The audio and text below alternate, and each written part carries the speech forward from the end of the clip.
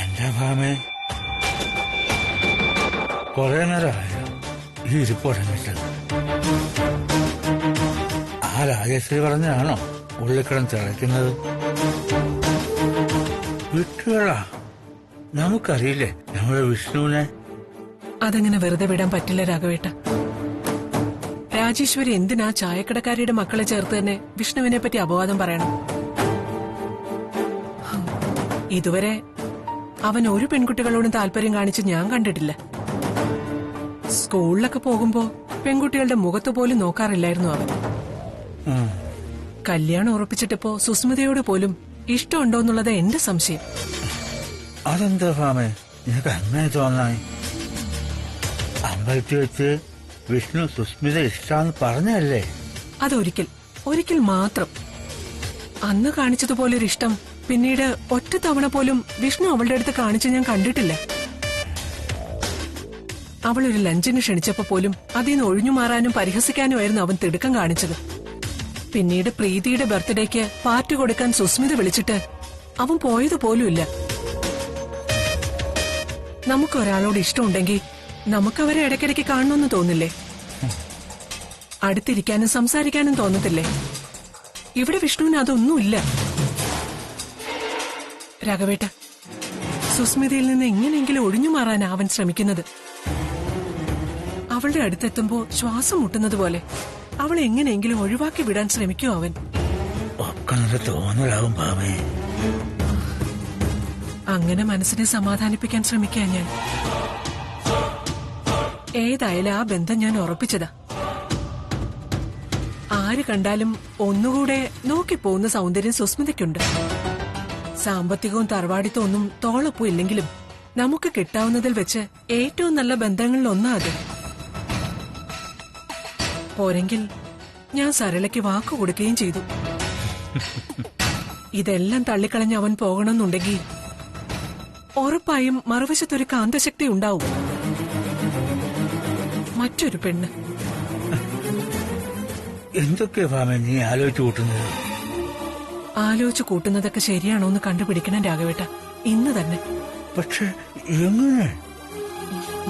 അതിനൊക്കെ വഴിയുണ്ട് ഈ ഭാമയ്ക്ക്. പ്രീതി,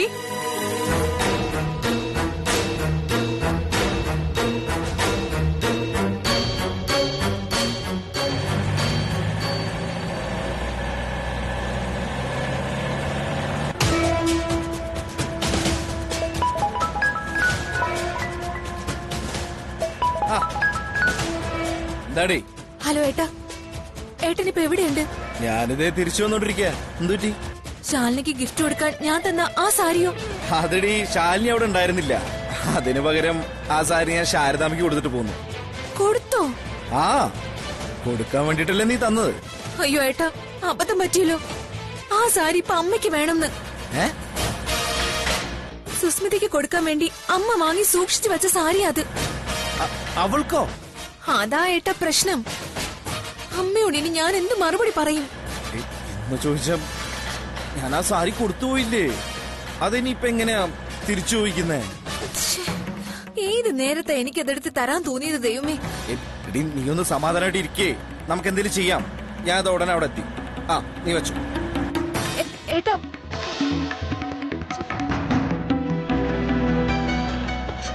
എന്തായാലും നോക്കാം.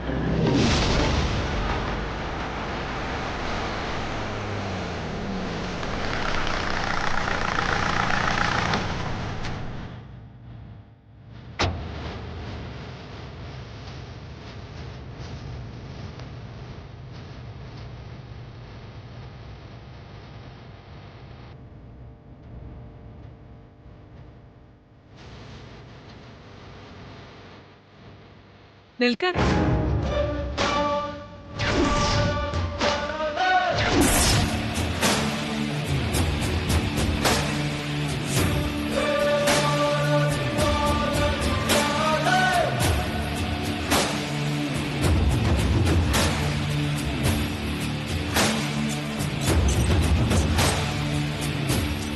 നീ ഇതെവിടെയായിരുന്നു? ഞാന് ഇങ്ങനെ പിരിവിനൊക്കെ ആയിട്ട്. പിരിവിന് പോയത് സത്യഭാമയ്ക്ക് വേണ്ടിയാണോ അതോ മറ്റാർക്കെങ്കിലും വേണ്ടിയോ? അതെന്താ അമ്മ അങ്ങനെ ചോദിക്കുന്നേ? ഞാൻ വേറെ ആർക്കെങ്കിലും വേണ്ടി ജോലി ചെയ്യുന്നുണ്ടോ? അത് നീ വേണം പറയാൻ. കുറച്ചു നാള് മുമ്പ് ഒരു ഗോപാലകൃഷ്ണന് വേണ്ടി ഒരു ജോലി ഏറ്റിരുന്നു നമ്മൾ. അയാളുടെ പേരിലുള്ള ഭൂമി കുറച്ച് ഗുണ്ടാ പെണ്ണുങ്ങൾ ചേർന്ന് കൈയേറിയെന്നും അത് ഒഴിപ്പിച്ചു കിട്ടണമെന്നുമായിരുന്നു അയാളുടെ ആവശ്യം. പോലീസിലോ കോടതിയിലോ പോയാൽ അത് റവന്യൂ തർക്കമായി വർഷങ്ങളോളം നീളും. പെണ്ണുങ്ങളായതുകൊണ്ട് നിയമം അവരുടെ കൂടെ നിൽക്കും. അപ്പൊ പിന്നെ ആണെന്നോ പെണ്ണെന്നോ ഭേദമില്ലാത്ത ഈ സത്യഭാമയ്ക്ക് മാത്രമേ നീതി നടപ്പിലാക്കാനുള്ള ശേഷിയും സാമർഥ്യവുമുള്ളൂ എന്ന് വിശ്വസിച്ചിട്ട് അയാൾ നമ്മളെ സമീപിച്ചത്.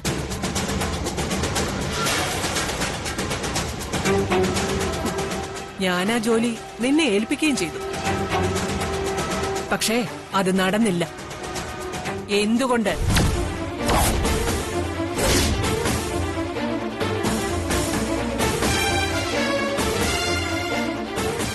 അതമ്മ ഞാനത്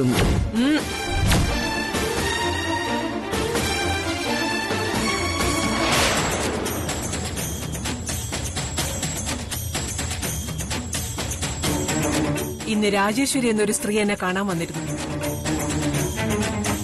പറഞ്ഞാ നീ അറിയും, ആ ഗോപാലകൃഷ്ണന്റെ ഭാര്യ.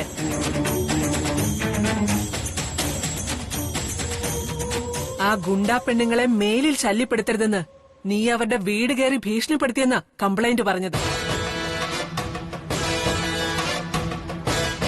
ഈ സത്യഭാമ നിന്നോടത് ആവശ്യപ്പെട്ടിട്ടില്ല. അപ്പൊ പിന്നെ അത് ആരുടെ കൊട്ടേഷനായിരുന്നു? ആ ചായക്കടക്കാരിയുടേതായിരുന്നോ? ശാരദാമ്മയുടെ?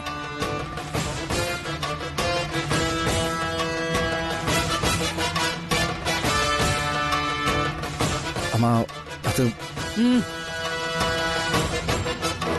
നോക്ക്, ആ ചായക്കടക്കാരെയും മക്കളെയും സംരക്ഷിക്കാനല്ല, ഒഴിപ്പിക്കാനാ ഞാൻ നിന്നെ ജോലി ഏൽപ്പിച്ചത്.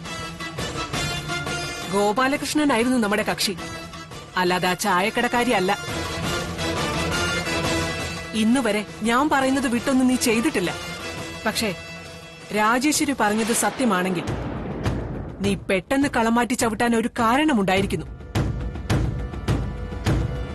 ആ ചായക്കടക്കാരിയുടെ പെൺമക്കളിൽ ഒരാളുമായി നീ അടുപ്പത്തിലാണ്. പ്രേമം തന്നെ.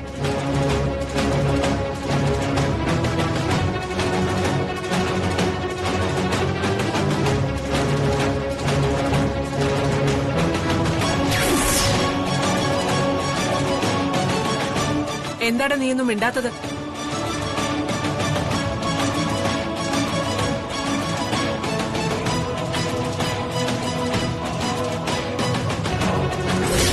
മറുപടി പറ. നീ സത്യമാണ്.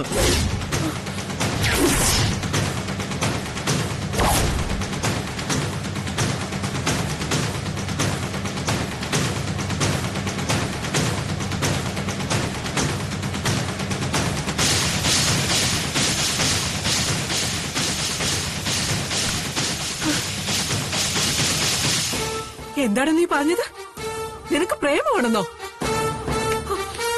അമ്മ കേൾക്കാൻ ആഗ്രഹിച്ച മറുപടി ഞാൻ പറഞ്ഞു, അത്രേ ഉള്ളൂ. തൂക്കിക്കൊല്ലം വിധിച്ച പ്രതിക്ക് പറയാനുള്ളത് പോലും കോടതി കേൾക്കും.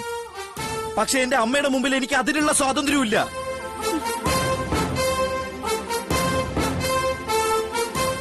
അമ്മയ്ക്ക് ആ രാജേശ്വരി പറയുന്നുള്ള വിശ്വാസം. അപ്പൊ പിന്നെ ഞാനെന്ത് മറുപടി പറയാനാ? മോൻ പറയുന്ന ശരി. അവന് പറയാനുള്ളത് ഭാമ കേൾക്കണം. അച്ഛ പ്ലീസ്, അച്ഛനെങ്കിലും ഒന്ന് കേൾക്കണം. ആ ചായക്കടക്കാരി മക്കളെ അവിടുന്ന് ഒഴിപ്പിക്കാനേ ഈ വിഷ്ണുവിന് ഒരു പൂ പറിച്ചെടുക്കേണ്ട സമയം വേണ്ടു. പക്ഷെ ആ ഗോപാലകൃഷ്ണൻ ഇവിടെ വന്ന് പറഞ്ഞ ഒന്നും സത്യമല്ലെന്ന് ഞാൻ അവിടെ ചെന്നപ്പോഴാണ് എനിക്ക് മനസ്സിലായത്. അവിടെ താമസിക്കുന്നത് അയാള് പറഞ്ഞതുപോലെ ഗുണ്ടാ പെണ്ണുങ്ങളൊന്നുമല്ല. അയാളുടെ ആദ്യ ഭാര്യയും 3 മക്കളുമാണ്.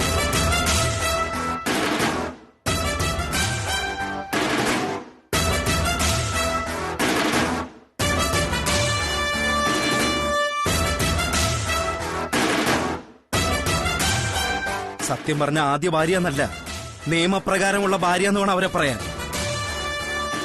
ഒരു ഡൈവേഴ്സ് പോലും വാങ്ങിക്കാതെയാ അയാൾ വേറൊരു പെണ്ണിന്റെ കൂടെ പൊറുതി തുടങ്ങിയത്. ആ മഹതിയാണ് ഈ രാജേശ്വരി അമ്മ. അമ്മ, ഞാൻ മനസ്സിലാക്കുന്നതേ ഈ രാജേശ്വരിയുടെ കൂടെ പോകുന്നത് വരെ അയാളും ആ വീട്ടിൽ തന്നെ താമസിച്ചിരുന്നെന്നാ. ഇപ്പൊ ജീവിതം സുഖിക്കാൻ വേണ്ടിയിട്ടാണ് സ്വന്തം ഭാര്യ മക്കളെ അടിച്ചിറക്കി തെരുവിലേക്ക് വിടാൻ അയാൾ ഇവിടെ വന്ന് അമ്മയുടെ കാല് പിടിച്ചത്. നീ പറയുന്നതൊക്കെ സത്യമാണോ? അല്ല, കള്ളം. എന്റെ അമ്മയെ, എന്നിട്ടും അമ്മ പറഞ്ഞ ജോലിയാണല്ലോ എന്ന് കരുതി ആ വീട് ഒഴിപ്പിക്കാൻ നോക്കിയ ആളാണ് ഞാൻ. പക്ഷെ ഞാൻ അവിടെ ചെന്നപ്പോ കണ്ട കാഴ്ച എന്താണെന്നറിയോ? അവിടെ ഒരു പാവം കുട്ടിയുടെ പെണ്ണ് കാണൽ ചടങ്ങ് നടക്കുക. അതിനിടയിലേക്ക് കയറി വന്ന് ഇതേ രാജേശ്വരി ആ ആലോചന തന്നെ കുളം തോണ്ടി അവസാനിപ്പിച്ചു.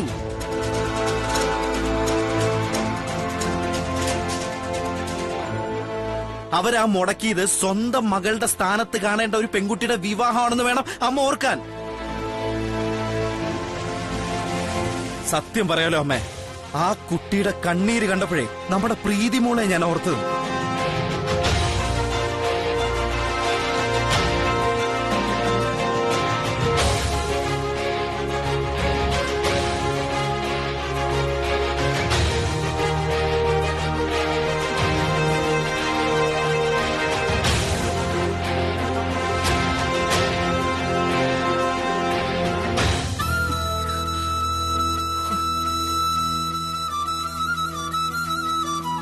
നമ്മൾ ചെയ്യുന്ന തൊഴിൽ കടുത്ത നിയമങ്ങൾ മാത്രമല്ല, മനുഷ്യത്വം ഉണ്ടെന്ന് എന്നെ പഠിപ്പിച്ചതേ അമ്മയാ. ഈ നെഞ്ചി പേര് കുത്തിവെച്ച ഈ ദൈവം. ഇനി പറയമ്മേ, ഞാൻ ചെയ്തത് തെറ്റാണെന്നുണ്ടെങ്കിൽ ആ ദൈവത്തിന് എനിക്ക് ഏത് ശിക്ഷയും വിധിക്കാം. ഏറ്റുവാങ്ങാൻ ഞാൻ റെഡിയാ.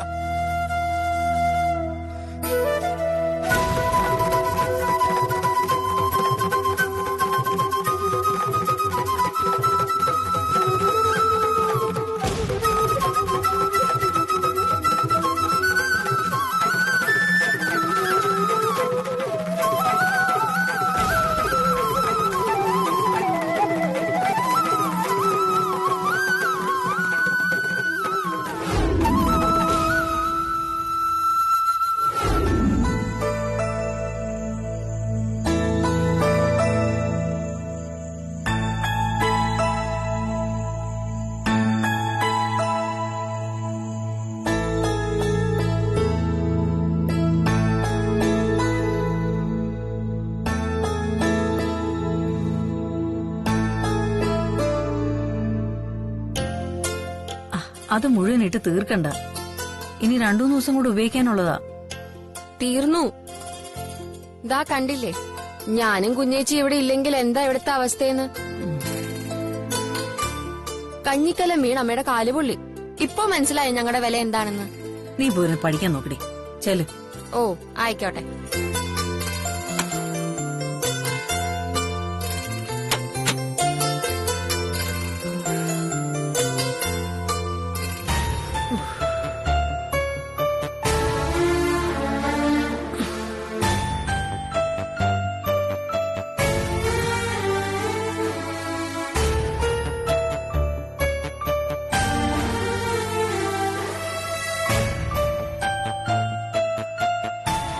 നാളെ സൂര്യാസ്തമയത്തിന് മുമ്പേ 10 ലക്ഷം രൂപ നിങ്ങൾ ഈ രാജേശ്വരിയുടെ കാൽക്കൽ കൊണ്ട് വെച്ചില്ലെങ്കിൽ നടക്കുന്നത് വേറെ ആയിരിക്കും.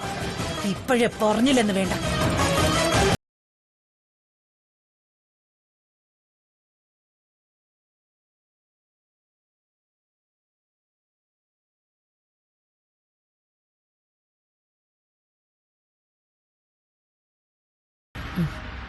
കാലിന്റെ വേദന കുറവില്ല ഇപ്പോഴും? കാലിനല്ല മോളെ വേദന, മനസ്സിനാ. നീ കണ്ടതല്ലേ ആ രാജേശ്വരി വന്ന് ഭീഷണിപ്പെടുത്തിയിട്ട് പോയത്. എന്തായാലും ഞാനൊരു തീരുമാനം എടുത്തു. ഇതങ്ങനെ വെച്ച് നീട്ടിയിട്ട് കാര്യമില്ലെന്ന്. ഉടനെ ഒരു പരിഹാരം കണ്ടേ പറ്റൂ. എന്ത് പരിഹാരം?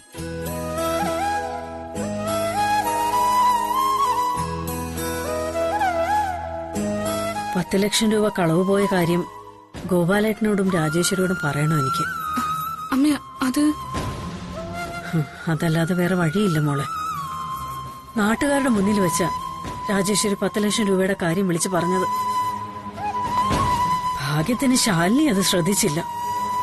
പണം കിട്ടിയില്ലെന്നുണ്ടെങ്കിൽ രാജേശ്വരി എന്തൊക്കെ കുഴപ്പങ്ങളാ ഉണ്ടാക്കാൻ പോകുന്നതെന്ന് വല്ല ഊഹമുണ്ടോ നിനക്ക്?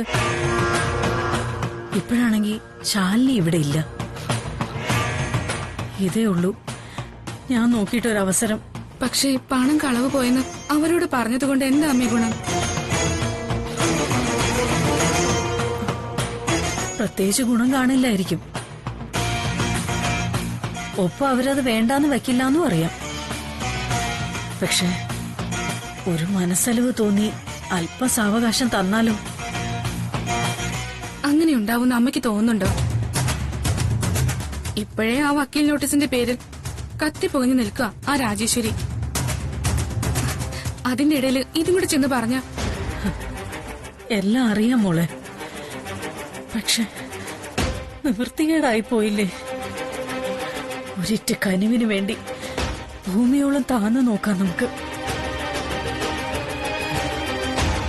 എന്റെ മക്കളുടെ കിടപ്പാടത്തിന് വേണ്ടിയല്ലേ? അതിനുവേണ്ടി എന്ത് ചെയ്യാനും ഞാൻ തയ്യാറാ. ചാകണമെങ്കിൽ ചാകാൻ വരെ.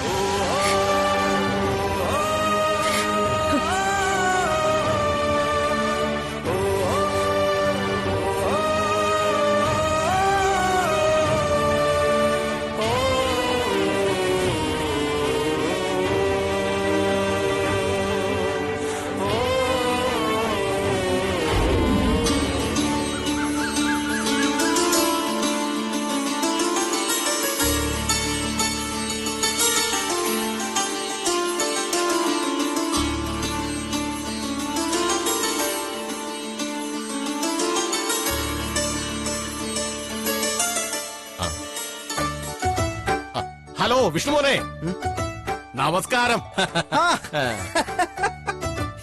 അയ്യോ ഇതാര് ദല്ലാള് മുരുകണ്ണനാ? ഇതെന്താണ് ഇവിടെ കിടന്ന് കറങ്ങുന്നേ? കാശുവല്ലോ ചോദിക്കാനായിരിക്കും. അയ്യോ എന്റെ പഴനി ആണ്ടവന്റെ സഹായം കൊണ്ട് ഇപ്പൊ തൽക്കാലം ബുദ്ധിമുട്ടൊന്നുമില്ല. ഞാൻ വന്നത് സത്യാമ്മ അന്വേഷിച്ചിട്ടാ. സത്യം പറഞ്ഞ ഈ നാട് നീളമുള്ള കല്യാണങ്ങൾ മുരുകണ്ണൻ നടത്തുമ്പോ സത്യാമ്മയുടെ വീട്ടിലെ കല്യാണം കൈവിട്ടു പോകുമോ എന്നൊരു പേടിയുണ്ടായിരുന്നു. പിന്നെ ഒരു ദല്ലാളായിട്ട് ഞാൻ ജീവിച്ചിരുന്നിട്ട് കാര്യമുണ്ടോ? ഇവിടെ അല്ലയോ ഈ നാട്ടിലെ ഏറ്റവും വലിയ കല്യാണം. അല്ല, അതിന് ഇവിടെ ആരെ കെട്ടിക്കുന്ന കാര്യം മുരുകണ്ണൻ പറയുന്നേ? അയ്യോ, അപ്പൊ മോൻ അറിഞ്ഞു കാണൂലല്ലേ? കുറച്ചുനാള് മുമ്പേ മോൻ ഒരു ബന്ധത്തിന്റെ കാര്യം സത്യാമ്മ എന്നെ പറഞ്ഞ് ഏൽപ്പിച്ചിരുന്നതാ. ഒപ്പം തന്നെ പെണ്ണ് വീട്ടുകാരെ കാണിക്കാൻ ഒരു ഫോട്ടോയും തന്നു. ആ ഫോട്ടോ ഇപ്പൊ എന്റെ കൈവശം ഇല്ല കേട്ടോ. ആലോചനയ്ക്ക് ചെന്ന ഒരു വീട്ടിലെ പെങ്കൊച്ചു വാങ്ങി വെച്ചിരിക്കാത്. ഓ, ആ കുടുംബശ്രീ ശാരദാമ്മയുടെ മോള് ശാലിനി തന്നെ. അവൾക്ക് അതുകൊണ്ട് എന്തോ കാര്യമുണ്ടെന്ന്.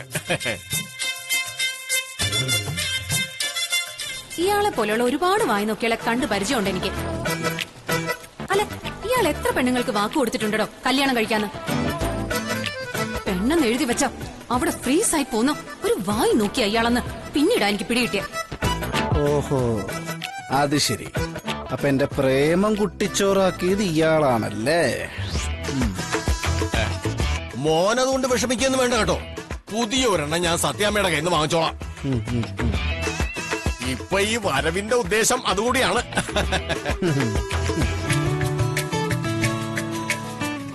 ആഹാ, സത്യാമ്മ ഒന്നല്ലോ.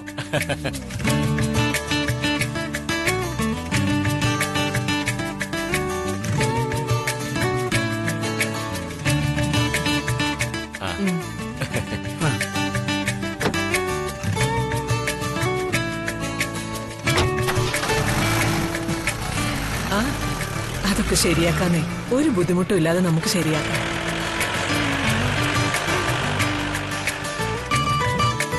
നമസ്കാരം സത്യാമ്മേ. എനിക്കൊരു വിവരം അറിയാനാ. മുരുകണ്ണൻ വേണം എന്നെ സഹായിക്കാൻ. എന്തു വിവരമാ?